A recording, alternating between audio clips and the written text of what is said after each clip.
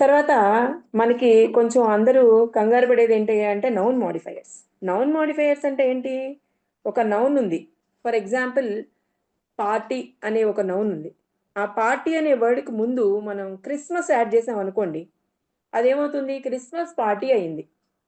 Christmas party అయింది. జనరల్‌గా ఒక నౌన్‌ని డిస్క్రైబ్ చేసేది ఏమిటది? యాడ్జెక్టివ్. ఫర్ ఎగ్జాంపుల్ మనం ఏమంటాం? ఏ గుడ్ బాయ్ అంటాం.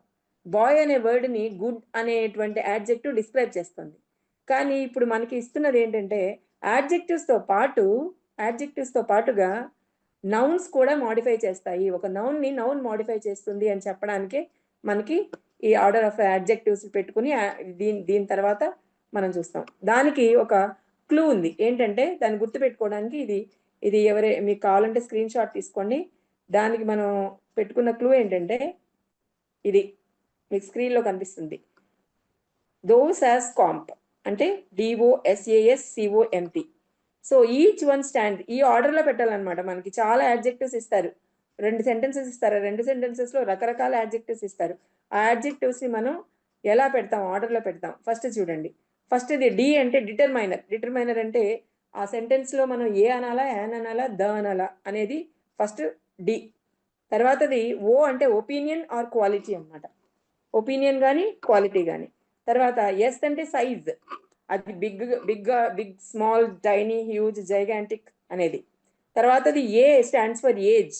అది మనం తీసుకునేది మెటీరియల్ అయితే దాని ఏజ్ చెప్పాలి. యంగా, ఓల్డా, అది ఏన్షియంట్‌దా, యాంటిక్ పీసా అని చెప్తాం. మెటీరియల్ అయితే యాంటిక్ పీసా అని చెప్తాం. షేప్స్ చెప్తాం. షేప్స్ అది మీకు తెలిసిన షేప్ తెలుసు కదా! అన్ని రకాల షేప్స్‌తో పాటు కర్వ్డ్, వైడ్, నారో, స్క్వేర్, అన్ని రకాల షేప్స్ చెప్తామనమాట. సర్క్యులర్ అన్ని. తర్వాత కలర్స్. నెక్స్ట్ కలర్స్ ఆర్డర్‌లో కలర్స్ చెప్పాలి. ఆ తర్వాత origin or nationality. So, nationality ఏంటో చెప్పాలి. M stands for material. అది ఏ మెటీరియల్‌తో తయారు చేశారో చెప్పాలి.